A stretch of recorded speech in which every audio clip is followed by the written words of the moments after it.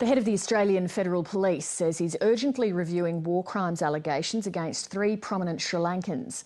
The claims revolve around acts allegedly committed during the final months of Sri Lanka's bloody civil war. 2 of the 3 men have connections to Australia. One's the serving Sri Lankan High Commissioner. The third is the country's president, and he'll be in Australia next week at the Commonwealth Heads of Government meeting, as Sarah Dingle reports. For Chogam, human rights in Sri Lanka was already a touchy subject. Canada says it's deeply concerned, and the Australian government is being lobbied to raise the issue next week. But now there's another complication. These allegations have come to light since the Sri Lankan High Commissioner has come to Australia. These allegations are now being looked at by the Australian Federal Police.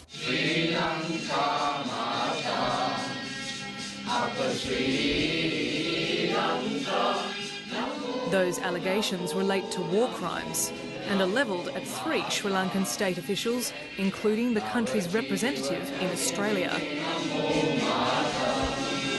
Such allegations are baseless and unsubstantiated. In the contrary, I have been commended for my role during the period of my career. The Australian Federal Police is evaluating a legal submission made by the International Commission of Jurists calling for an investigation of senior Sri Lankan military and state officials for war crimes and crimes against humanity.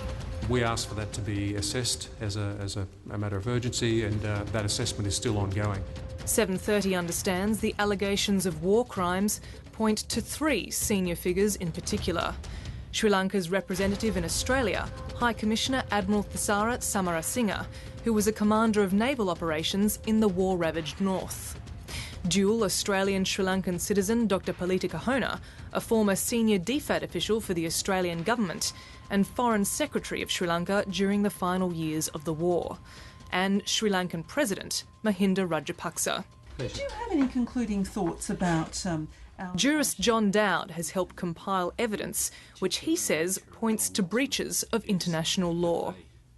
War crimes relate primarily to shelling of civilians in the no-fire zone, the bombing of civilians, hospitals. Look, with my own eyes, I saw a hospital being shelled. We never deliberately attacked any single civilian.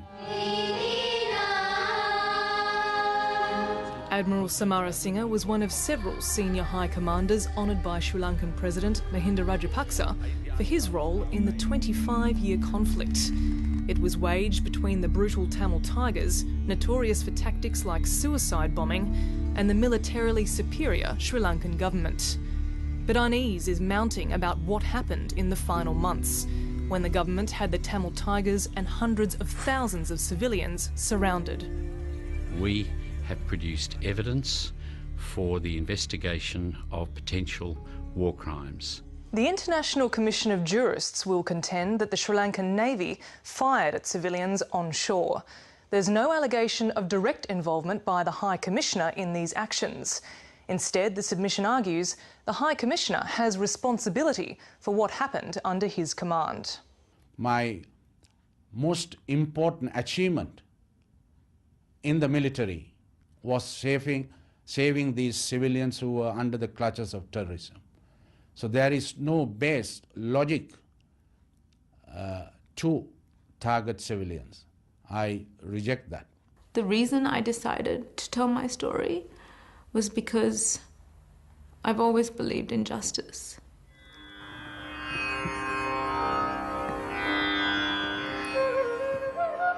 In the final months, international observers fled. It was a closed war, but now one young Australian has come forward with her account of what happened. And I really want Australians to understand that I saw a massacre of people. The story of Meena Krishnamurthy is crucial to the war crimes submission. She's one of just 3 Australians who were in the conflict zone until the end, and she's the only one to ever be identified. I really wanted to learn Tamil. In 2004, she travelled to Sri Lanka to work in an orphanage. There, she met her partner, a man who she says worked as an accountant within the civil administration of the LTTE, the militant Tamil Tigers. But in 2008, when the war intensified, they joined crowds of displaced Tamils on the move. As medical supplies and food in the battle zone ran out, Meena Krishnamurthy began to help in the hospitals, where she befriended a doctor. And my partner begged me not to go. He was like, look, you know, they bomb hospitals, just don't go. I beg you, don't go. And only because of that, I didn't go. And that doctor who I got to know, she went that morning at 7:30 or 6:30, and she was killed by 9:30 because while she was administering a patient, a shell, like not just one, many shells fell at that hospital, and I went to her funeral. I would categorically say it is not the learning of Sri Lankan military to fire at a hospital.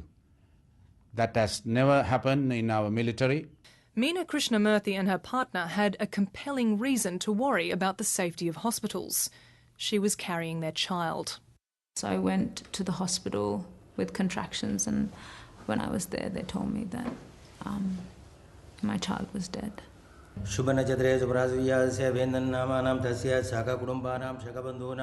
didn't even get to see him. They just put him in a bucket and then, you know, buried him. You know, I really wanted to be, I was ready to be a mother. But she says this wasn't the end of her ordeal. Ms Krishnamurthy says sometime later she was at a coastal clinic and had to dodge fire coming from the sea. While we were there, we heard like a different kind of a sound. And when I asked people around me, they were like, oh, that's cannon fire. And it was coming from the direction of the ocean. Her story gives the lie to what the Sri Lankan government has said, that it did not target civilians and didn't target hospitals. I am totally denying any allegations, whoever it may be, that the Sri Lanka Navy fired at civilians. You must understand the terrorists had their own vessels which was confronting the Sri Lanka Navy. Next week, the President of Sri Lanka will attend the Commonwealth Heads of Government meeting in Perth. The International Commission of Jurists says that Sri Lanka should agree to an independent war crimes tribunal or be suspended from the Commonwealth. They've got to take membership seriously, and the war crimes tribunal necessity in Sri Lanka is overwhelming. Meena Krishnamurthy's claims are untested, but the International Commission of Jurists is taking her evidence seriously. It's not just Tamils, for all the people that were affected personally by the war and who have been persecuted. The least we can ask for is some sort of justice. So I have absolutely no fear of such allegations, because the best is the truth, and I know the truth.